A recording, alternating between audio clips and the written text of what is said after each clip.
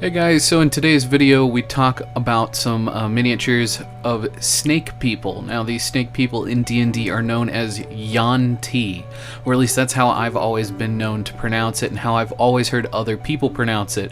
If you know of another way to pronounce it, or you know if I'm pronouncing it improperly, or even if the Yuan-ti have gone by other names in the past in D&D or other RPGs, place them in the comments below because I'm actually really interested in learning more about the Yuan-ti or even where they come from in traditional mythology. But all that out of the way, today's miniatures were actually provided to me by a gentleman on Etsy. Now I would put a link to their shop in the description normally, however it seems as though that this gentleman no longer wants to continue communication with me.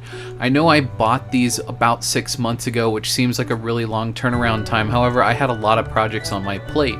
And after explaining this to this gentleman, they just completely cut off contact with me. So I know if you type in Yuan-ti in the search bar on Etsy, you'll find their stuff almost listed at the very top, or at least I did when I checked right before making this video. And you'll also find tons of other people making very similar and very similar quality miniatures. And again, the reason I went with this person's shop was they are a specialty shop, and by a specialty shop I mean they're one of the few shops on Etsy that will actually sell you misprints. And I bought these specifically because they were misprints, but they were good enough that I could fix them with my skill level, and some of the misprints on some of these were good enough that I knew once I painted them up you'll never really see them, so I wasn't really that concerned about them. And then one final disclaimer right before we move on with the rest of this tutorial is it's not actually a tutorial. We're doing another Let's Paint today because this is a project that's been personally on my plate for a while. It's going to be an encounter in a homebrew game that I'm running that's modified off an existing module. So this is a themed encounter, which is why we're using specific colors, but it's also the reason why there's going to be some miniatures on the display at the end that we don't actually paint in today's video. I was very scrapped for time this week, and I also just knew that it was going to be a lot on our plate as is with what's going on with these miniatures because there's just so much detail. So I hope you guys will understand, and with that, let's move on with the video.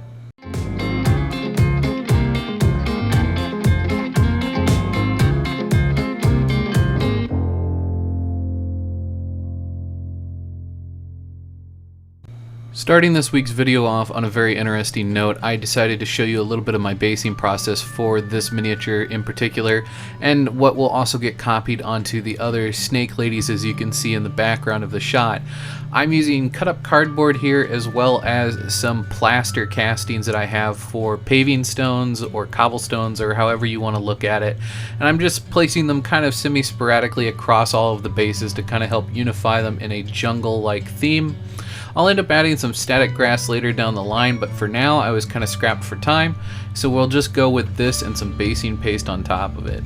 Moving on to tip of the day. Now whether you've got a airbrush or you're applying by hand, contrast paint looks really great over lead belcher, so we'll end up using some lead belcher as a base tone and putting contrast paint on top of it.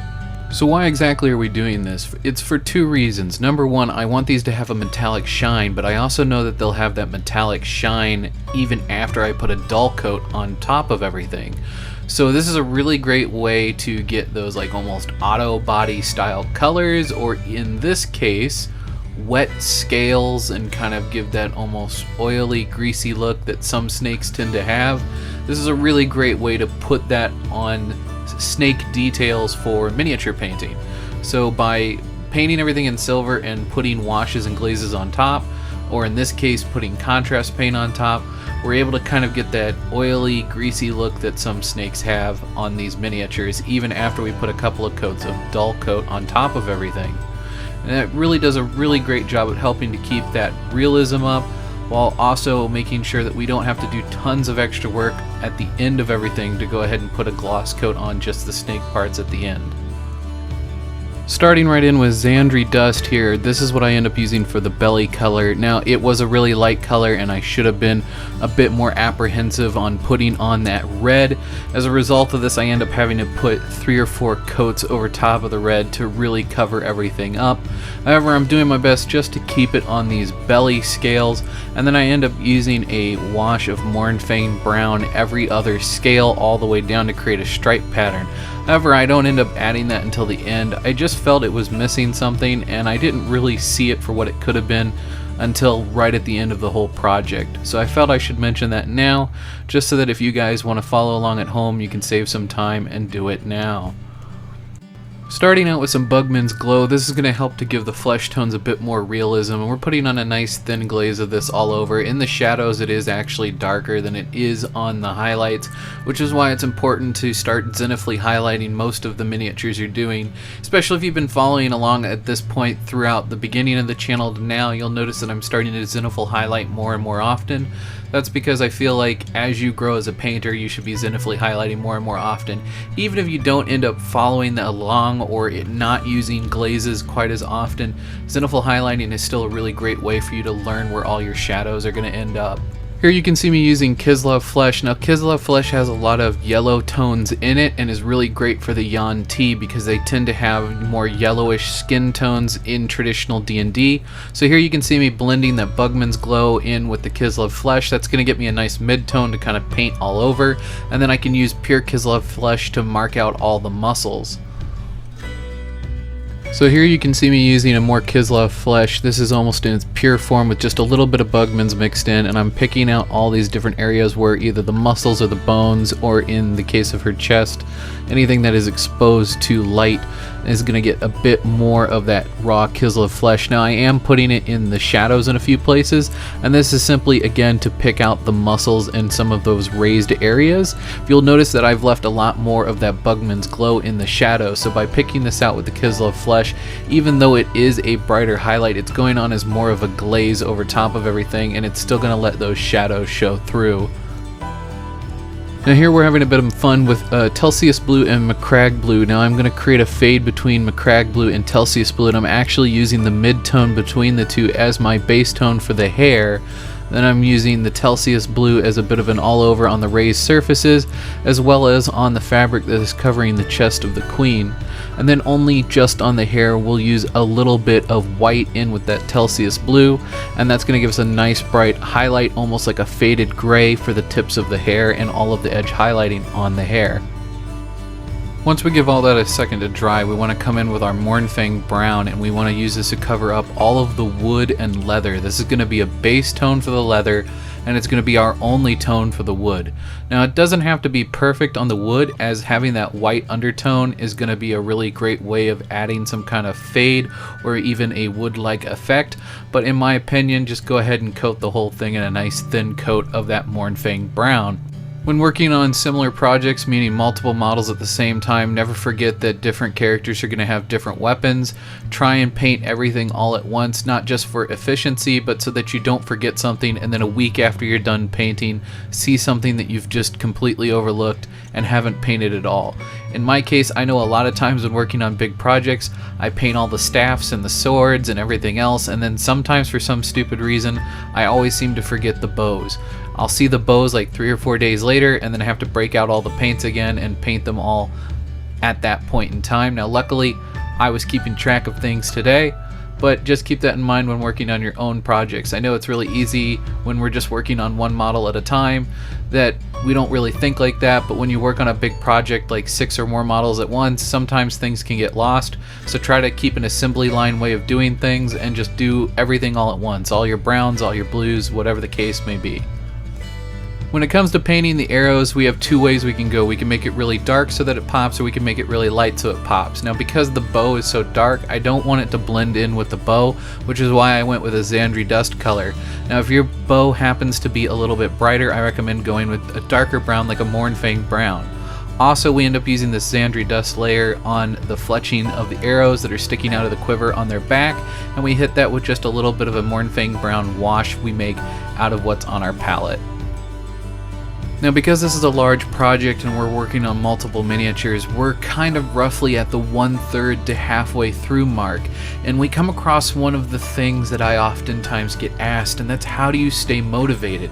Because the reality is at this point I'm starting to stagnate. I remember when I was hitting this point where I realized I wasn't paying as much attention as I was having to go back in and fix mistakes, things that shouldn't have been happening. Once you realize that you're starting to make those mistakes, it's time to set everything down. Get to a a good stopping point. Don't stop in the middle of something, but get to a good stopping point. Either finish the model you're on or finish the color across all the models you're on. Set everything down.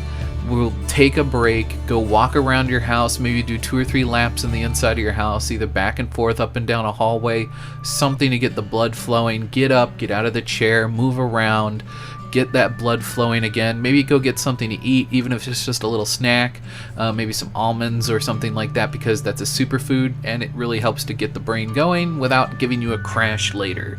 So that's some of the things that I do. Hopefully that'll help you guys to help stay motivated and to stay on track. And if that doesn't work for you, maybe go online and look at similar stuff that what you're doing. Try not to go look for golden demon level stuff.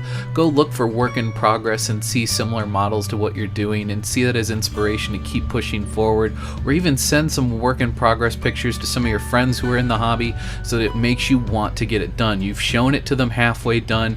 You've maybe gotten a little bit of feedback. Now let's sit back down and let's crack on and let's get this done. Now here you can see me using metal color. This is a alcohol-based paint. This is their copper color. It's a very bright, very fresh, very new looking copper, but I feel it shines its best when you start mixing it with other copper colors. In my case, you could use Seraphim Sepia, which I ended up using in a few places, but mostly what I ended up doing was adding Screaming Skull by Games Workshop. Now Screaming Skull is a much darker, almost like a partially weathered copper color. And then I ended up using some Verdigris, which is basically just a product that imitates Verdigris, which is the rusting effect that copper has, a bit of that teal blue color. And I just add that all over on the shields in some sporadic places. I basically use a dry brush and tap away at random places. You could also use a sponge and it'll work just as well. Moving swiftly along here, we end up using both, again, metal color, gunmetal, and silver. We use gunmetal as our base tone all over on anything that is a sharp point. So the spear points, the sword, we end up using that on the top of the staff. And then we use the silver color specifically on the sharp areas, meaning the blade itself. Draped around the waist of this figure, as well as several of the other figures, are these almost belly dancer-like reflectors, and I just painted those in a mixture of the copper color and gold, as well as the chains are painted in gold, and you'll get a better look at those here in just a second. But I wanted to explain that because I just kind of forgot to record myself painting it. Once again, guys, this is my Yuan-ti project all said and done. As you can see, there's a few little changes here that I made that I talked about earlier in the video. Again, I didn't show those because it just kind of clicked on me after I finished filming everything. These little minor changes needed to be made. But here we go. This is what we've got. I absolutely love this project. I think it turned out great. I think the little traps turned out great. If you guys want to learn how to do this almost fiery coal ember effect, just let me know and I'll make a video about it, and I'll find a way to include it in like another base tutorial video. Now I admit, coming in off of that skin tone tutorial we did the other week, these skin tones are kind of bland. There's not a super amount of dramatic color differences, meaning that the shadows aren't super dark or things like that. And these are things that are definitely going to need to be fixed, but I was running out of time for this week's video and I just really needed to get this done. Sometimes you just gotta call a project done and get that little boost of confidence in your system to let you know, hey, I actually finished this project. Time to move on to something else. And who knows when I'll get down to business and actually change these models and fix up those skin tones, but for now they're good enough. They're good enough that I can play with them, they're good enough that I can show them off, and I'm really happy with them. So hopefully you guys found this video interesting and entertaining, and hopefully you guys learned something along the way. As always, thank you guys so much for the love and support. I couldn't do this without you guys. I am very, very grateful. A really great free way for you to help this channel grow is actually to hit the like button and to share the video around. And if you didn't like it, you can hit the dislike button. That's okay too. It actually does help to boost us in the algorithm regardless of which one you hit. But I really do appreciate it. All the love and the support for my channel has just been insane, and I never in my wildest dreams would have imagined that so many of you actually enjoy watching me paint miniatures. And I am so grateful for all of you who have told me that you've gotten into painting miniatures thanks to watching my content. It's really inspiring, and it's one of the reasons I keep doing this every single week. So thank you guys so much for all the love and support. And until next time, may your display case be overfilled and your pile of shame never run empty. Thank you so much.